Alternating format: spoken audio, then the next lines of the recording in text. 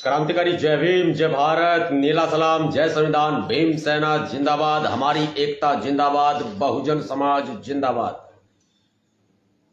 बहुजन समाज में और इस भारत देश में समय समय पर जन्मे सभी महापुरुषों, संतों और गुरुओं के चरणों में मैं नवाब सतपाल तंवर सादर चरण स्पर्श करते हुए और अश्रुपूर्ण श्रद्धांजलि अर्पित करते हुए अपने संपूर्ण समाज देश का आह्वान करता हूं कि इस देश में भारतीय जनता पार्टी की सरकार ने फूट डालो और राज करो की नीति को अपनाया हुआ है।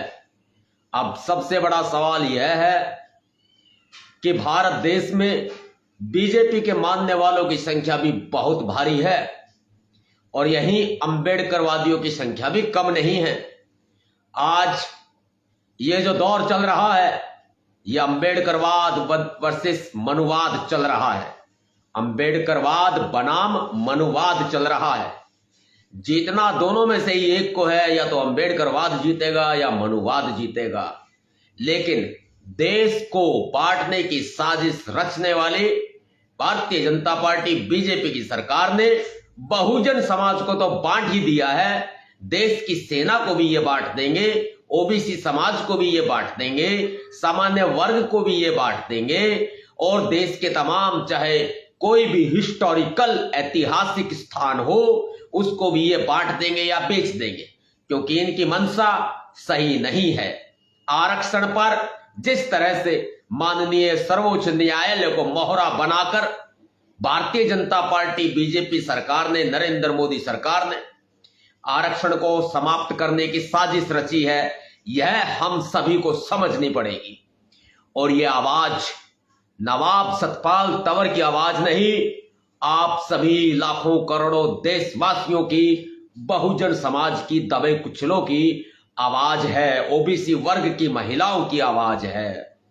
अपने सभी संतों, महापुरुषों, रहबरों के चरणों में मैं बारंबार नमन करता हूं और बारंबार शहीदों को भी नमन करते हुए एक ही बात कहता हूं कि आरक्षण के मामले पर सरकार ने एक तीर से कई निशाने किए हैं।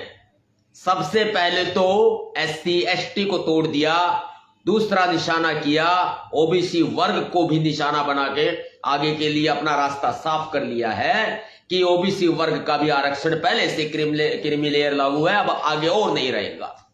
अब आप सबसे महत्वपूर्ण बात जो मेरे से सुनेंगे वो ये सुनेंगे कि आरक्षण में अब हमारी मौजूदा समय में 3 जिम्मेदारियां हो गई हैं।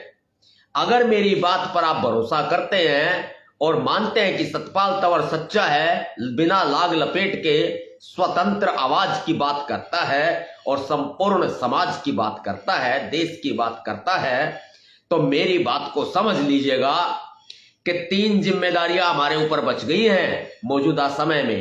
पहली जिम्मेदारी है जो आरक्षण चला आ रहा है, भारतीय संविधान के अनुसार बाबा साहब अंबेडकर जी की 4 औलादों ने अपनी कुर्बानी देकर, माता रमाबाई जी ने अपनी कुर्बानी देकर, बाबा साहब अंबेडकर जी ने अपने संपूर्ण जीवन का त्याग करके जिस आरक्षण को जो आपको हमें दिया है, इस आरक्षण को बचाए रखने की पहली जिम्मेदारी। दूसरी जिम्मेदारी हमारी यह है कि जो हमारे भीतर फूट को डाला गया है, जैसे वाल्मीकि समाज हमारे भाई हैं, हमारी बहनें हैं, वो सब अलग अलग जो है वो बट गए हैं, डीएससी समाज अलग अलग बट गया है, उनको हमें एक मुख्य धारा में लेके आना है, जोड़ना है, तोड़ना नहीं है।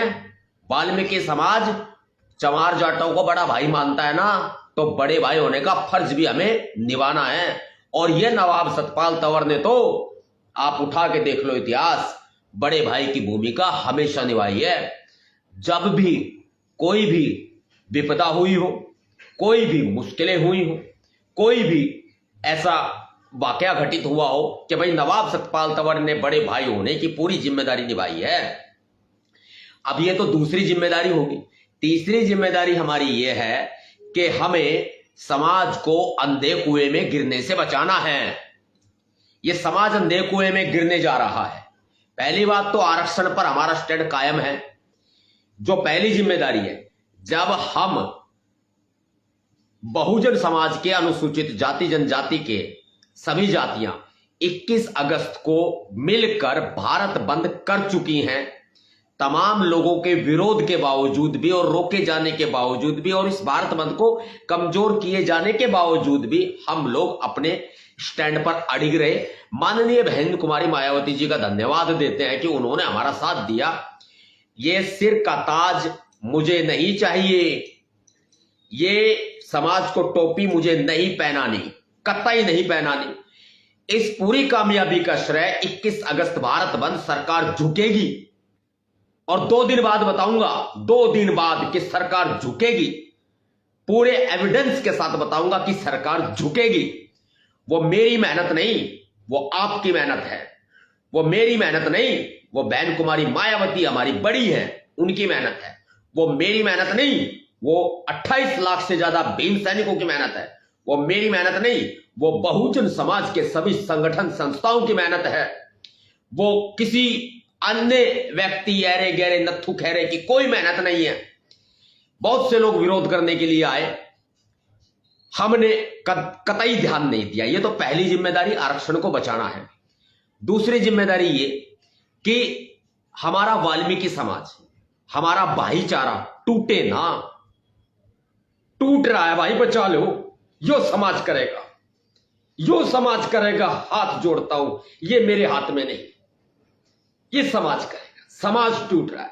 बीजेपी लोगों को पागल बना रही है, मूर्ख बना रही है। भारतीय जनता पार्टी 11-11 करोड़ रुपए लोगों को दे करके तमाम तरह से लोगों को भ्रमित करने का प्रयास कर रही है। बीजेपी की सरकार आपके गांव में, आपके घर में, आपके जिले में बस लगा देगी, कार लगा देगी। जाओ, नरेंद्र मोदी के पास दिल्ली जाना है। अब आप खुद समझदार हैं, क्या आप नरेंद्र मोदी जी के पास दिल्ली आना चाहते हैं? मैं तो नहीं बुला रहा आपको, कतई नहीं बुला रहा। जब आवश्यकता पड़ेगी तब बुलाऊंगा, अब नहीं बुला रहा। क्योंकि अभी नरेंद्र मोदी जी ने कहा है दलितों को दिल्ली लाओ, और फिर ये टोपी समाज को पहनाई जाएगी। और फिर ये जो 21 अगस्त को भारत बंद, आपने लाखों लोगों ने ना अपनी बहुजन समाज के बच्चों, संगठन संस्थाओं, पार्टियों, जो आपने जो मेहनत की है ना, ये मेहनत का श्रेय किसी बीजेपी के व्यक्ति को दिया जाएगा। उसके सिर पे ताज पहनाया जाएगा कि देखिए इसकी वजह से हुआ है। 21 अगस्त का कोई रोल नहीं है। ये एक बहुत बड़ा षड्यंत्र खेला जा रहा है। मेरी बात में अगर कहीं तक भी सच्चाई हो ना, मैं किसी का विरोधी नहीं हूं।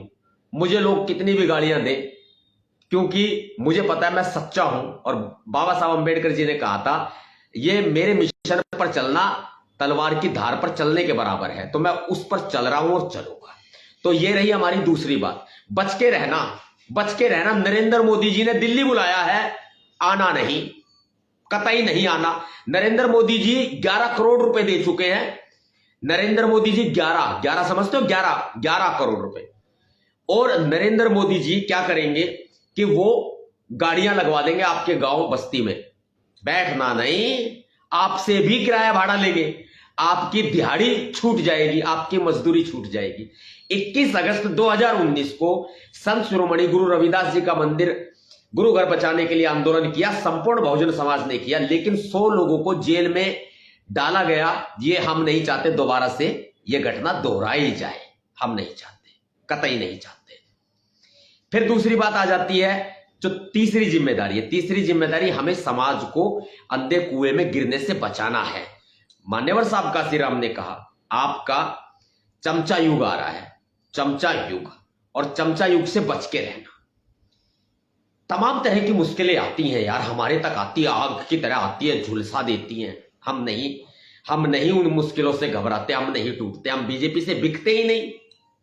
ये बीजेपी जो है, आरएसएस जो है, जबरदस्ती आपको जेल में डाल देगी। अगर आपने मोदी जी की बात पर भरोसा करके अगर आपने ये फैसला ले लिया कि आप बैठे जाएंगे, बैठे आएंगे, आप पिएंगे, खाएंगे, मौज करेंगे, तो भूल में रह जाओगे। ये ध्यान रख लेना। मैं वो युवा जो समाज के लिए तैयार होने थे, जिनको नौकरियां मिलनी थी, जो बेचारे आईएएस बनते, अफसर बनते, आईपीएस बनते, उन लोगों ने जेलें काट ली।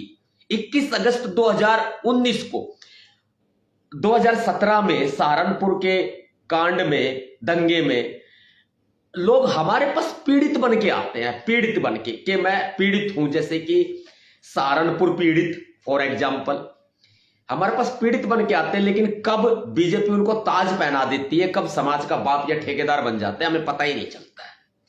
मैं ये बात किसी ऐसे व्यक्ति को नहीं कह रहा जो समाज में काम कर रहे हैं, मैं बीजेपी के लोगों को कह रहा हूं। कोई भी, क्योंकि आजकल ऐसा हमारे बहुजन समाज में ना फूट पड़ी हुई है, लोग ये समझते हैं मेरे बारे में बोल दिया जी, मेरे बारे में बोल दिया। मैं अपने किसी भी आदमी के बारे में आज तक मुझे बोलते हुए नहीं सुना होगा आपने, मैं अभी भी नहीं बोल रहा, मैं बीजेपी के लोगों के बारे में बोल रहा हूं, जो बीजेपी के लोग हैं, जो बीजेपी से 11 करोड़ रुपए ले चुके हैं, बीजेपी के सपोर्ट से चलते हैं, बीजेपी के फंडिंग से चलते हैं, मैं उनको बोल रहा हूं। और कतई बहकाए में मत आना, कतई भी, वरना अंधे कुएं में धकेल दिए जाओगे। आज ये जिम्मेदारी हमारी महापुरुषों ने दी है ना, हमें इस आंदोलन को भी बचा कर रखना। 21 अगस्त को जो आंदोलन खड़ा हुआ ना, वो बीजेपी के पाले में जैसे ही चला जाएगा, वैसे ही ये आंदोलन टूट के बिखर जाएगा। अब 2 दिन का इंतजार करो, 2 दिन के बाद बताऊंगा कि सरकार मानेगी या नहीं मानेगी। इंतजार। जय